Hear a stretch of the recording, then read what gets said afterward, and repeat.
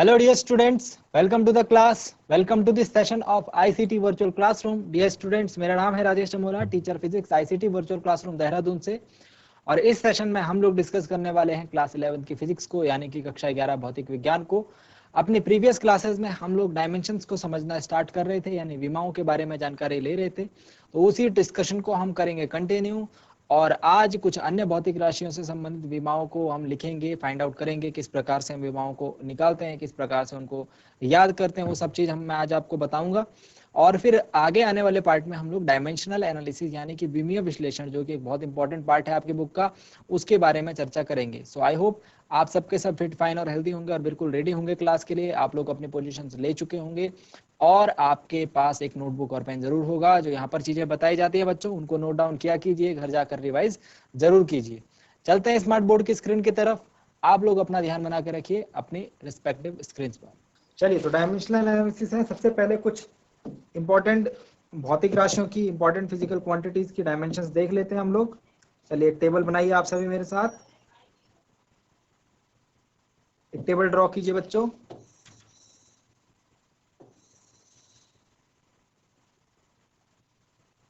इधर जिसमें भौतिक राशि का नाम, दूसरा उसका सूत्र और उसकी विमा किस प्रकार से फाइंड आउट करेंगे, और आखिरी में हम लिखेंगे उसकी विमा। ठीक है, विमीय समीकरण के रूप में हम उसे लिखेंगे। ठीक,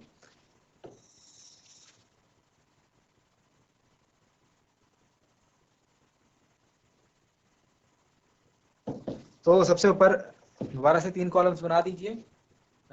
भौतिक राशि का नाम इधर लिखेंगे हम, भौतिक राशि यानी फिजिकल क्वांटिटी। यहाँ पर फॉर्मूला यानी सूत्र, और यहाँ पर विमीय सूत्र।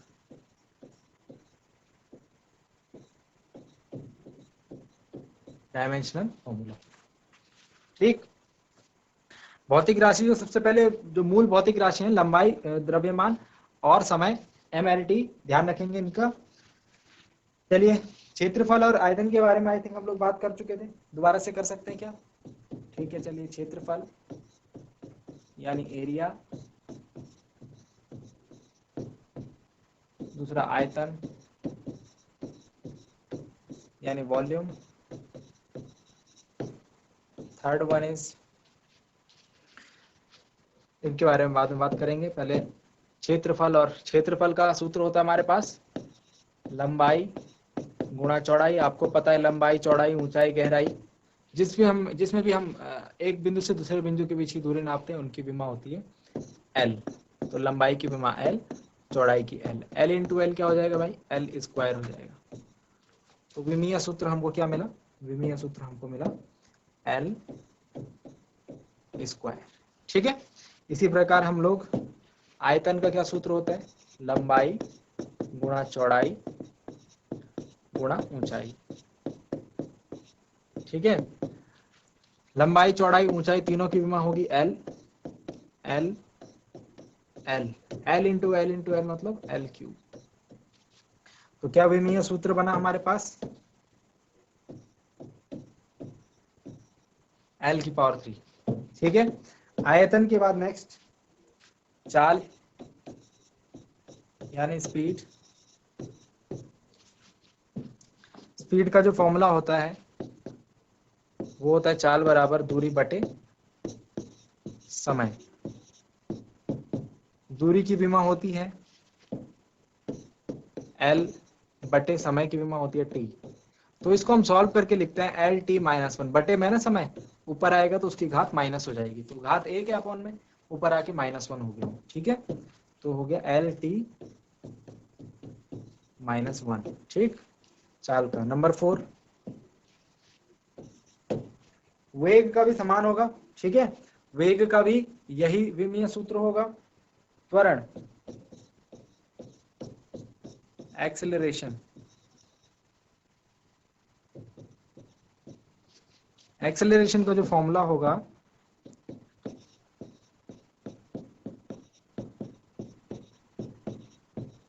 वेग परिवर्तन बटे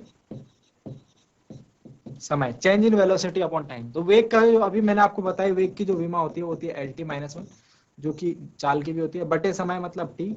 ये टी भी ऊपर जाकर के -1 हो जाएगा, ऊपर एक ऑलरेडी टी -1 है, तो -1 -1 -2 हो जाएगा। ठीक है, कैलकुलेट करेंगे तो ये आएगा एल टी -2। तो त्वरण की जो विमा हो गई वो हो गई L T -2। Number fifth point,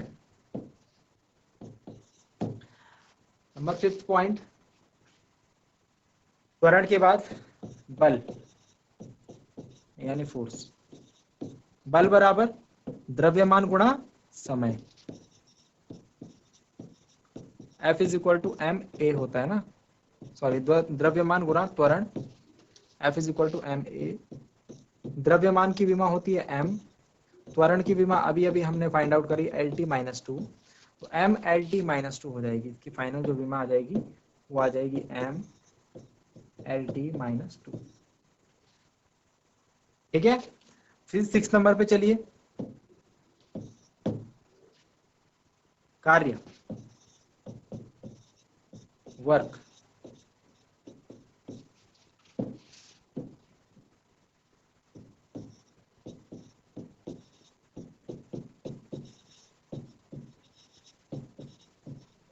बल इंटू विस्थापन, बल गुणा विस्थापन। बल की जो विमा होती है क्या होती है,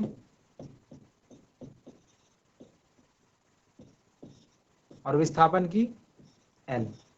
तो हमारे पास जो विमा बनी कार्य की वो बनी m L स्क्वायर टी -2।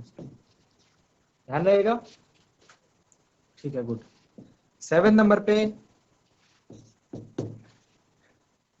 घनत्व, डेंसिटी। घनत्व बराबर द्रव्यमान बटे आयतन। द्रव्यमान की विमा क्या होगी, dimension of mass is m upon आयतन, आयतन इज वॉल्यूम, वॉल्यूम की जो विमा है वो क्या, L क्यूब। अब ये L क्यूब ऊपर जाएगा तो क्या बन जाएगा, L -3, तो हो जाएगा m L -3।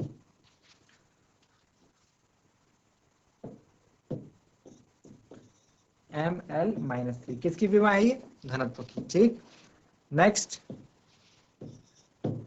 8 नंबर पे लिखेंगे संवेग, मोमेंटम।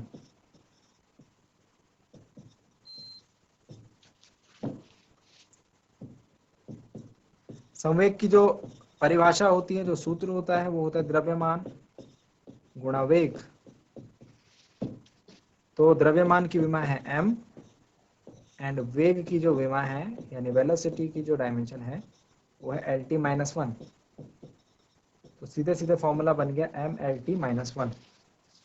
संवेग का फॉर्मूला बन गया m एल टी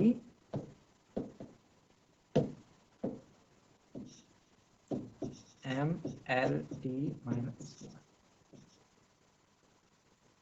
ठीक है, 9th नंबर पे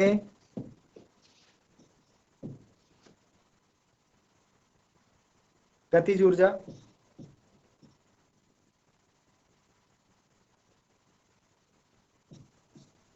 काइनेटिक एनर्जी। देखो, काइनेटिक एनर्जी का जो फॉर्मूला होता है वो होता है 1/2 द्रव्यमान, हाफ mv² होता है ना, द्रव्यमान गुणा वेग का स्क्वायर। तो हाफ मतलब 1/2 संख्या है, संख्याओं की कोई विमा नहीं होती। द्रव्यमान की जो विमा है m, वेग की विमा होती है एल टी -1, तो वेग का स्क्वायर है तो एल टी -1 का भी क्या हो जाएगा, स्क्वायर हो जाएगा, इसकी विमा का भी स्क्वायर। तो देखो ये m l का स्क्वायर और t की पावर -2, क्योंकि उसका स्क्वायर था तो वो दोनों l और t में दोनों में डिस्ट्रीब्यूट हो जाएगा।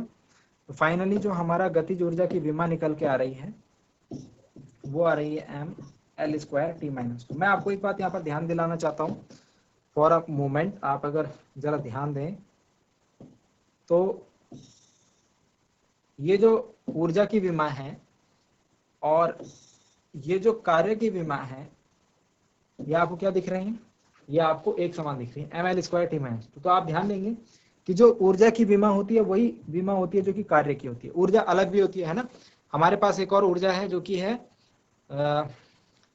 स्थितिज ऊर्जा, स्थितिज ऊर्जा के ऊपर भी बात करते हैं और फिर देखते हैं क्या स्थितिज ऊर्जा की जो डायमेंशन है, स्थितिज ऊर्जा की जो विमा है वो भी क्या सेम है।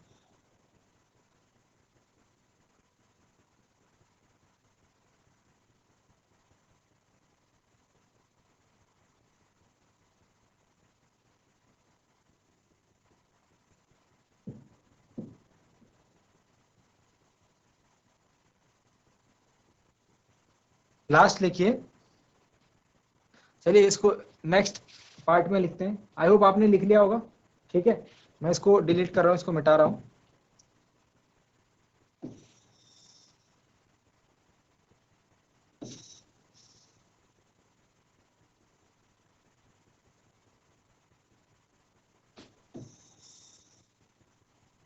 शुरू के 3 मैंने मिटा दिए, ठीक है।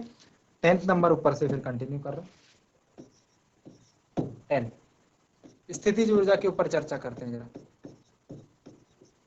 स्थितिज ऊर्जा, स्थितिज ऊर्जा को हम कहते हैं पोटेंशियल एनर्जी। पोटेंशियल एनर्जी का जो फॉर्मूला होता है वो होता है mgh, द्रव्यमान गुणा गुरुत्वीय त्वरण गुणा ऊंचाई, mgh लिख लेता हूं मैं, ठीक है। तो द्रव्यमान की जो विमा होती है m, g क्या है, गुरुत्वीय त्वरण, तो वही विमा जो त्वरण की होती है नीचे लिखी हुई है LT-2, ठीक है। और ऊंचाई की विमा होती है l, ऊंचाई की विमा क्या हो गई l। इन सबको मिला देंगे, देखो क्या बना ml² T-2।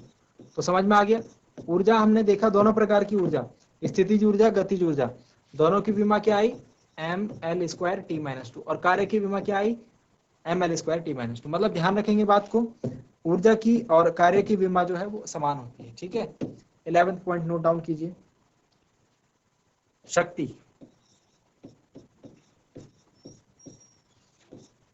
Power, power is equal to work upon time, कार्य बराबर शक्ति बराबर कार्य बटे समय।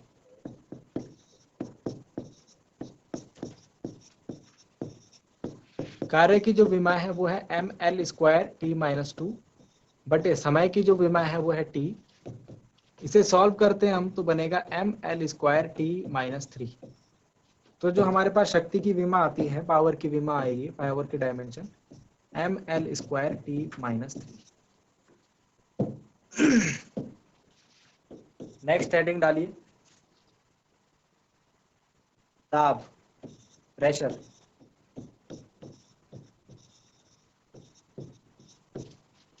प्रेशर की जो डायमेंशन आएगी, दाब बराबर बल बटे क्षेत्रफल सूत्र से बल यानी फोर्स की जो विमा होती है mlt-2 बटे क्षेत्रफल की विमा l²।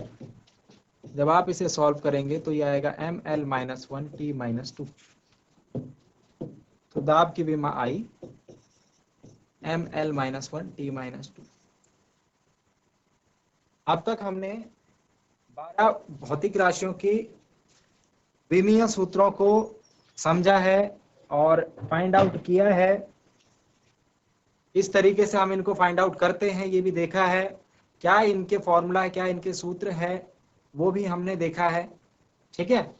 आप इस तरीके से एक टेबल मेंटेन कीजिए और उसमें अधिक से अधिक जितनी भौतिक राशियां आपको पता है, आपने अब तक पढ़ी हैं, ये सभी जितनी भी मैंने यहाँ पर भौतिक राशियों की चर्चा करी हैं, ये आप अब तक क्लास 10th तक सभी को पढ़ चुके हैं, सभी को समझ चुके हैं, ठीक है बच्चों। तो इनके मैंने आपको विमीय सूत्र निकालने सिखाए, किस प्रकार से आप विमीय सूत्र इनके निकालेंगे। नोट डाउन कीजिए जरा इन बातों को।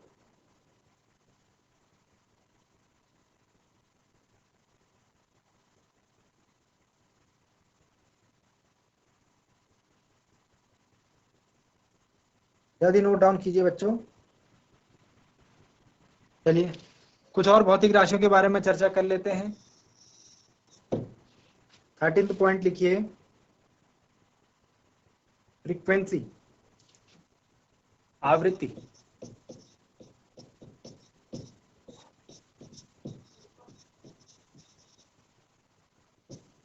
आवृत्ति की जो परिभाषा होती है या सूत्र होता है वो होता है 1 बटे आवर्तकाल, 1 बटे आवर्तकाल मतलब 1/, आवर्तकाल की जो डायमेंशन होती है वो टी होती है, समय से रिलेटेड, तो टी माइनस वन। ठीक है, इसको हम कैसे लिखेंगे, इसकी डायमेंशन टी माइनस वन। आप इसको ना बुक में इस तरीके से भी लिखा हुआ देखेंगे, मुझे लगता है कि मैंने आपको ये बात अब तक बताई नहीं है, तो आप इसमें कंफ्यूज हो सकते हो। आप इसको बुक में ऐसे भी देख सकते हैं, m0 l0 t minus one. तो m0 l0 क्यों करा है, क्योंकि m और l उसमें है ही नहीं। ठीक है, तो कंफ्यूज नहीं होना इन चीजों को लेकर के। इम्पल्स यानी आवेग,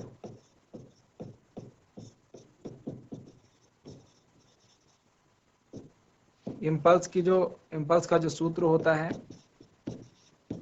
बल गुणा समय, फोर्स इंटू टाइम।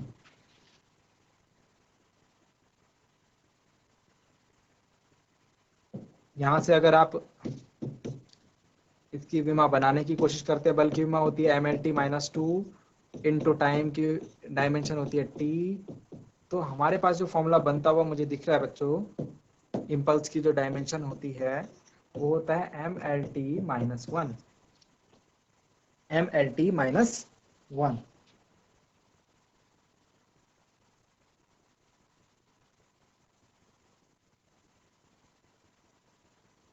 अब कुछ ऐसी राशियों के बारे में बात कर लेते हैं जिनको आपने अब तक पढ़ा नहीं है, बट आगे आप बहुत जल्दी उनको पढ़ने वाले हैं।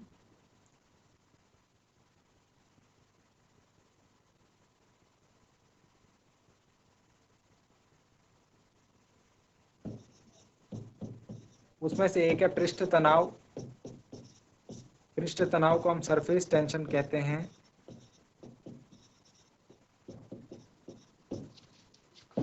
सरफेस टेंशन का जो फॉर्मूला होगा बच्चों वो है बल बटे लंबाई, एकांक लंबाई पर कार्यरत बल, इसे हम कहते हैं। बल की जो विमा है वो है mlt माइनस टू बटे लंबाई की जो विमा है वो है l। तो हमारे पास जो फॉर्मूला बनता हुआ मुझे दिख रहा है वो है ml0 t minus two, ml0 t minus two.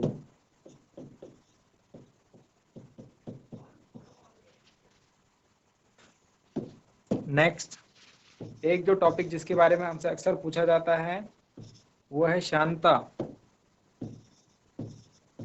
Viscosity. इसको भी आप पढ़ेंगे आने वाली क्लासेस में। विस्कोसिटी, कोएफिशिएंट ऑफ विस्कोसिटी भी इसे कहते हैं हम। तो इसकी मैं आपको सीधे डायमेंशन लिखवा रहा हूं क्योंकि फॉर्मूला तो आप पढ़ ही लेंगे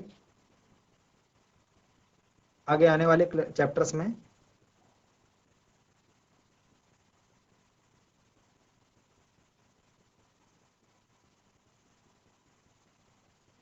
इसकी जो डायमेंशन होती है m l minus one T minus one. ठीक है, ml minus one T minus one.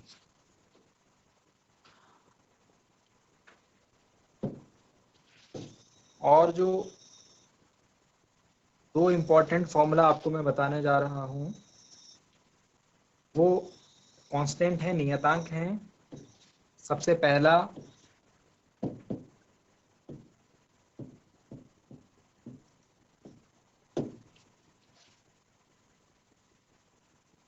के नीचे दो नियतांकों के मैं आपको विमाएं बता रहा हूं। ठीक है,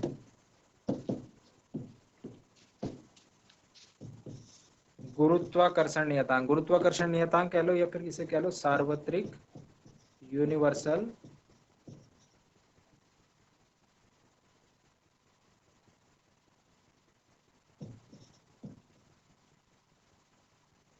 गुरुत्वाकर्षण नियतांक, यूनिवर्सल ग्रेविटेशनल कांस्टेंट।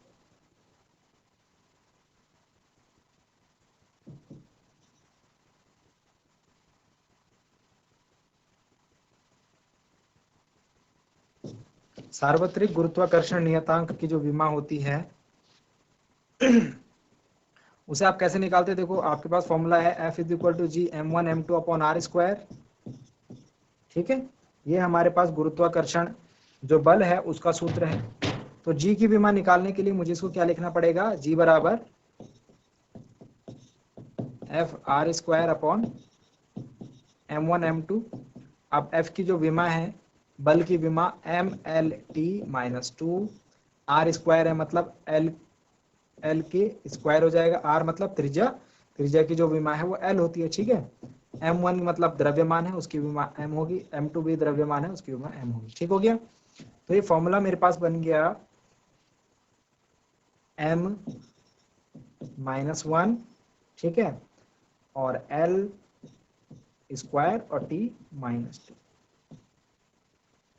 क्या है हमारे पास, gravitational constant, universal gravitational constant की m-1 l square t-2।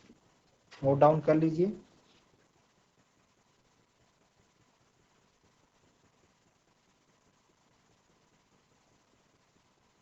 m-1 l, okay, l 3 होगा, I think l should be 3, क्योंकि 3 l मुझे दिख रहे हैं यहाँ पे, l स्क्वायर और l एक अकेला भी है।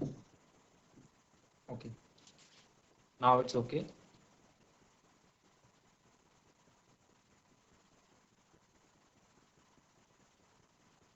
और एक और नियतांक है जिसे हम प्लांक नियतांक कहते हैं, जिसे हम प्लांक नियतांक कहते हैं। इसको लिखिए जल्दी से। एक और कांस्टेंट के यहाँ पर हम लोग लिख लेते हैं प्लांक नियतांक। कुछ इंपॉर्टेंट भौतिक राशियों के मैं आपको विमाएं लिखवाने की कोशिश कर रहा हूँ, ठीक है। सभी लिखने जाएंगे तो काफी समय लग जाएगा।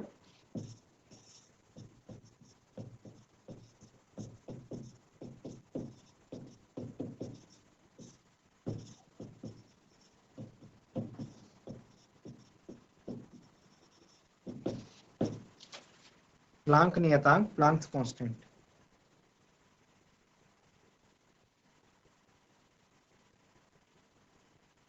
तो इसको निकालने के लिए हमारे पास एक काफी अच्छा रिलेशन है, E is equal to h nu, इसका प्रयोग करते हैं। यहाँ पर E का मतलब ऊर्जा से है, न्यू का मतलब आवृत्ति से है, और H जो है ये प्लांक कांस्टेंट है। H की विमा निकालने के लिए मुझे क्या करना होगा, H की विमा निकालने के लिए मुझे E अपॉन न्यू करना होगा।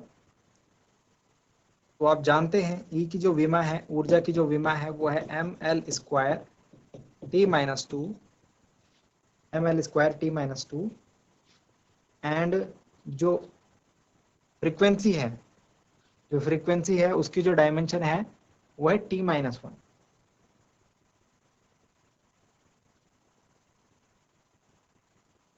जो उसकी डायमेंशन है वो है t-1। तो हमारे पास जो डायमेंशन बनती हुई मुझे यहाँ पे दिख रही है वो है ml square t-1, ml square t-1। यहाँ पर एक छोटा सा नोट लिखेंगे, कोणीय संवेग का विमीय सूत्र ही है। ये जो ऊपर आपको डायमेंशनल फॉर्मूला दिख रहा है ml square t-1, angular momentum, कोणीय संवेग का भी यही सूत्र होता है, ठीक है। तो इससे आपको दो चीजें याद हो जाएंगी, इसीलिए मैंने यहाँ पर नोट डाउन कर लिया, ठीक। एक इंपॉर्टेंट चीज आपको ये भी ध्यान रखनी है कि जितने भी ट्रिग्नोमेट्रिक रेशियोज हैं, जितने भी त्रिकोणमितीय जो फलन है, त्रिकोणमितीय संबंध है, कोण है, उनकी कोई विमा नहीं होती। नियतांक है, पाई है, ठीक है, इनकी कोई भी विमा नहीं होती। चलिए इसको हम अगली क्लास में डिस्कस करेंगे। तो आई होप डियर स्टूडेंट्स, आज जो बातें आपको बताई गई वो समझ में आई होंगी, इंटरेस्टिंग लगी होंगी, आपने आज कुछ नया जरूर सीखा होगा। मिलते हैं अगली क्लास में एक नए और इंटरेस्टिंग टॉपिक के साथ। क्लास से जुड़ने के लिए आप सभी का बहुत बहुत धन्यवाद। Thank you very much and have a nice day.